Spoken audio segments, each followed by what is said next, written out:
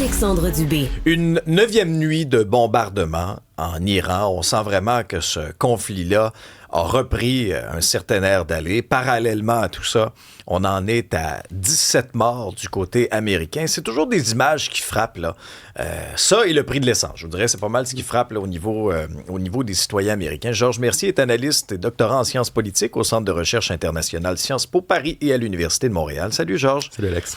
Est-ce que, effectivement, là, tu sens, toi aussi, une espèce d'accélération là, du conflit? C'est sans arrêt, là, les bombardements. Là. Ben, il y a certainement un risque que le conflit s'accélère parce que là, on ne s'en tient plus à des bombardements limités, notamment du côté iranien où on frappe de plus en plus fort avec des missiles qui vont de plus en plus rapidement, ce qui mène, là, on l'a vu, à des morts américaines. C'est quand même les 3 premiers morts qu'on a eus depuis avril.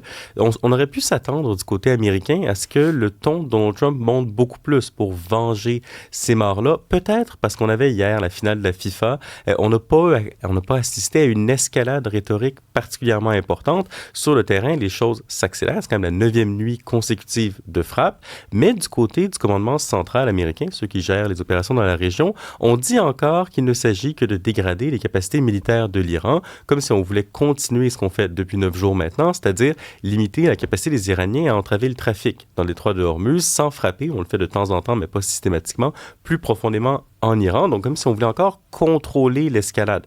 Puis notons que du côté iranien, bon là, on a envoyé un missile sur l'Arabie Saoudite, on se contente quand même de frapper des puissances moyennes du Moyen-Orient, la Jordanie, le Koweït, Bahreïn, comme si on voulait encore, on espérait encore pouvoir ménager nos relations avec les autres pays du Golfe, notamment les Émirats arabes unis et l'Arabie Saoudite, mais néanmoins, là, il y a un risque que l'un des deux partis fasse une erreur de calcul, qu'une frappe iranienne ne puisse pas être interceptée par la défense américaine, ce qui entraînerait beaucoup plus de morts américains. Et là, peut-être éventuellement un besoin ou un désir dans la population américaine d'une réplique plus forte, désir qui ne se fait pas sentir pour l'instant parce que malgré ces morts additionnelles-là, on ne sent pas un engouement très fort aux États-Unis, en fait pas fort du tout pour la guerre en Iran. Mais Georges, j'entendais le président américain hier là, qui disait encore...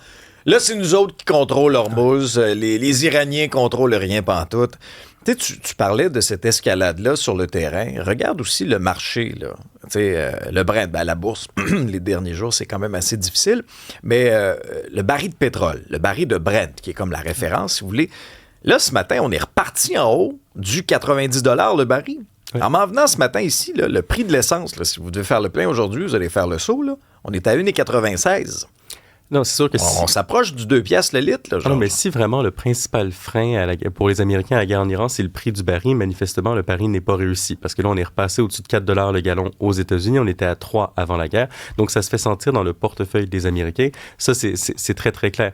Néanmoins, il y a quand même une question pour Donald Trump, c'est qu'il ne semble pas prêt jusqu'à maintenant, à envisager une option plus musclée en Iran. Il ne veut pas faire un débarquement, ou s'il le veut, et si ça se prépare, parce que les Américains ont quand même envoyé de nouveaux avions au Moyen-Orient, on augmente les capacités militaires dans la région, peut-être pour se donner des moyens d'action, mais jusqu'à maintenant, il ne le fait pas. Une affaire sur les détroit de Hormuz, là, on saura qui le contrôle lorsqu'on saura à qui obéissent ou qui écoute les opérateurs de navires. Ben oui. Jusqu'à maintenant, on écoute les Iraniens. Et tant et aussi longtemps qu'on écoute les Iraniens, ça veut dire que non, les Américains ne le contrôlent pas, le détroit. Si, au fil de l'opération militaire, on arrive à un point où les opérateurs de navires écoutent les Américains. Et lorsque Donald Trump dit « c'est ouvert », ils y vont et de fait, le trafic recommence. Là, on pourra dire qu'ils contrôlent le détroit. Mais tant et aussi longtemps qu'ils doivent batailler avec les Iraniens au niveau des paroles, personne ne le contrôle pour de vrai. En fait, il est fermé pour tout le monde, bien que certains navires continuent quand même à passer de manière plus subtile. On va tourner notre regard maintenant, Georges, vers la Grande-Bretagne, parce que les Britanniques, aujourd'hui, ont un nouveau premier ministre. On va dire, ils sont allés de rebondissement en rebondissement ces dernières années. Qui est ce nouveau premier ministre? Mais d'abord, ils ont un nouveau premier ministre, parce que c'est quand même le 7e en 10 ans. C'est pas un poste qu'on garde très longtemps, être premier ministre de la Grande-Bretagne ces temps-ci. Bon, l'homme s'appelle Andy Burnham, c'est l'ancien maire de Manchester. C'est aussi un politicien de carrière, parce qu'avant d'aller dans le nord de l'Angleterre pour devenir maire, il avait quand même servi à Londres, à Westminster. Donc, c'est un politicien de carrière qui est issu du parti Labour, le parti travailliste, qui est à peu près la gauche institutionnelle anglaise. Et il est arrivé au pouvoir d'une manière assez curieuse. Essentiellement, Keir Starmer qui avait obtenu en 2024 une députation gigantissime. Il avait 411 députés, donc il avait une immense majorité parlementaire. Eh bien, Starmer arrive au pouvoir et il ne parvient pas à remplir les promesses qu'il fait aux Anglais. Son capital politique s'essouffle très rapidement. Et là, vous avez essentiellement une mutinerie au sein du Parti travailliste qui appelle au départ de Keir Starmer. Et au fil de cette mutinerie-là, Andy Burnham, le nouveau premier, se dessine comme un sauveur. Et là, on commence à penser que si seulement on change le visage du parti, on va réussir à changer les problèmes qui affligeaient le parti. Donc, le pari de Andy Burnham, c'est est-ce que je vais réussir à susciter suffisamment d'engouement pour faire oublier essentiellement les défis auxquels faisait face Keir Starmer. Le gros problème pour Burnham, c'est que les fondamentaux de l'Angleterre demeurent les mêmes. C'est pas parce qu'on change le chef d'un parti, Lukakis le savent très bien d'ailleurs, c'est pas parce qu'on change le chef d'un parti qu'on règle tous les problèmes. Quels sont-ils? Bien, d'abord, une charge fiscale qui est très, très, très importante. La dette anglaise, c'est à peu près 94% du PIB anglais. Donc, c'est des niveaux stratosphériques. On est dans un environnement où on ne peut pas augmenter les dépenses sans couper ailleurs. On ne peut pas non plus augmenter les taxes.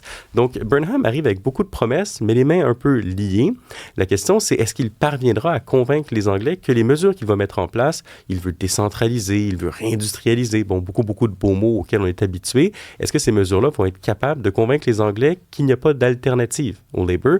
Parce que l'autre problème, c'est qu'il y a en Angleterre une alternative sur sa droite, Reform UK, qui est un parti plus anti-immigration, qui obtient beaucoup de soutien dans les intentions de vote, dans les suffrages, ce qui fait craindre éventuellement qu'aux prochaines élections, qui doivent être déclenchées dans les 3 prochaines années, on a un changement de gouvernement vers Reform UK au détriment du Labour. Mais son prédécesseur, Starmer, qu'est-ce qui l'a coulé? C'est-tu juste sa gestion de l'affaire Epstein ou ça va vraiment plus loin que ça?